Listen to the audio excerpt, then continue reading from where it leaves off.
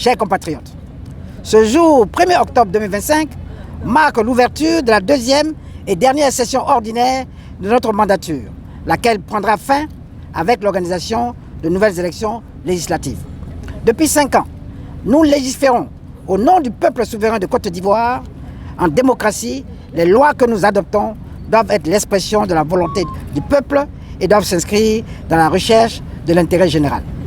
Suite à la publication de la liste des candidats à l'élection présidentielle, prévue de se tenir le 25 octobre 2025, les députés, membres des groupes parlementaires PDCI-RDA et PPACI à l'Assemblée nationale, ainsi que les députés non inscrits, que sont l'ancien Premier ministre Pascal Afin-Guessan, M. Assalé Timoko et M. Diabidjen Olivier, tiennent à exprimer leur profonde désapprobation face à la conduite calamiteuse de ce processus. En signe de protestation, les députés de l'opposition, PDCI-RDA, PPACI, ainsi que les députés non inscrits, décident de ne pas participer à la cérémonie solennelle de rentrée parlementaire marquant l'ouverture de la deuxième session de l'année 2025. Cette décision, lourde mais impérative, vise à alerter l'opinion nationale et internationale sur le fait que le régime RHDP refuse obstinément de créer les conditions d'une paix durable et d'une indispensable cohésion sociale nécessaire à la consolidation de l'unité de notre jeune nation, la Côte d'Ivoire. Par ces agissements, le régime dirigé par son Excellence, Monsieur le Président Alassane Ouattara, met gravement en péril l'unité nationale et ouvre la voie à des lendemains incertains. En ignorant les nombreuses alertes données par les institutions et organisations internationales, ce régime expose notre pays au drame qui avait déjà endeuillé lourdement les familles de nos compatriotes à la suite des scrutins présidentiels précédents organisés dans les mêmes conditions. Monsieur le Président, les députés de l'opposition, PDCI, RDA et PPACI, ainsi que les députés non inscrits, ne sauraient se taire face à de telles dérives et se rendre complices de l'essor progressif d'un régime autocratique en Côte d'Ivoire. Depuis l'instauration du multipartisme en 1990, la Côte d'Ivoire s'est engagée sur la voie d'une démocratie fondée sur l'expression des diversités d'opinions et la confrontation pacifique de projets de société. Pour rappel, l'article 55 de la Constitution de la République de Côte d'Ivoire prévoit une élection présidentielle tous les 5 ans avec un mandat renouvelable une seule fois afin de permettre au peuple souverain de choisir librement entre différents modèles de gouvernance.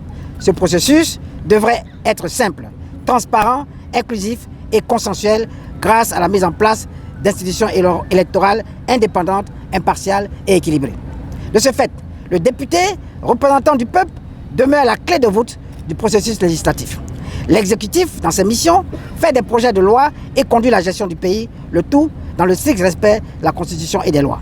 Or, en cette période électorale, le pouvoir exécutif, incarné par le RHDP, détourne régulièrement certaines lois pour en faire des instruments politiques contre ses adversaires. Loin de garantir l'état de droit, il manipule et interprète à sa guise les textes de loi pour servir ses intérêts partisans.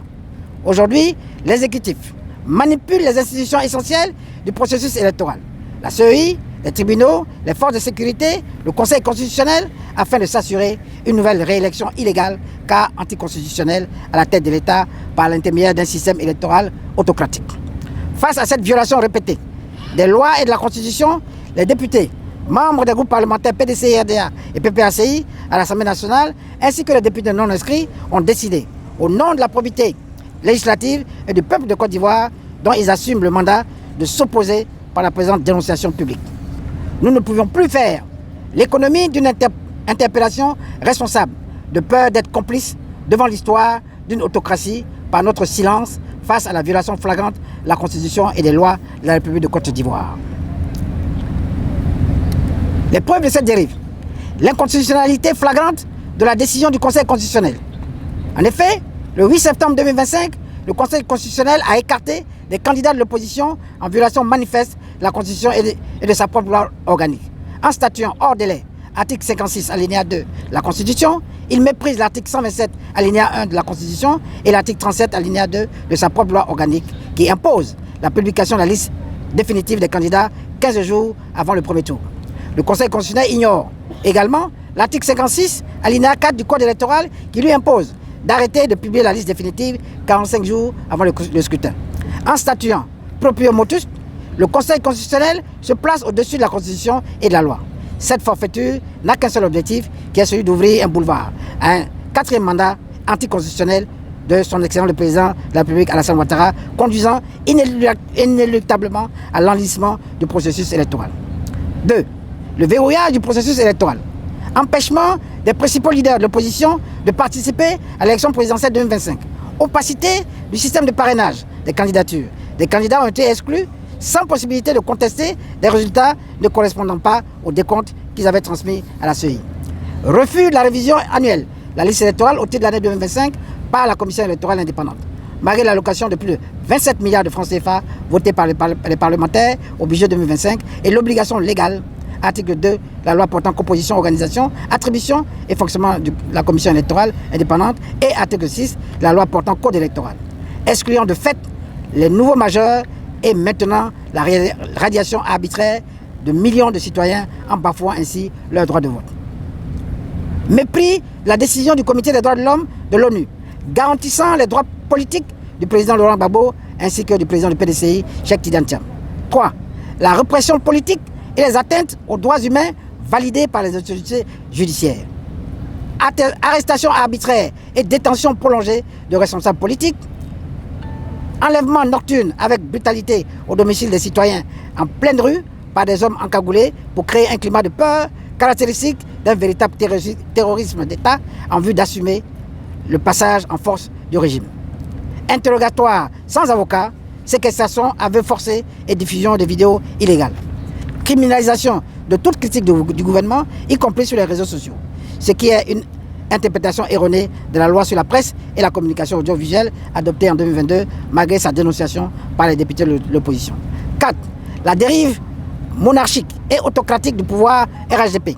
Tout appareil d'État, y compris les médias publics, est instrumentalisé pour servir le président sortant et son parti, le RHDP. L'appartenance à l'opposition est désormais assimilée à un délit. Conclusion.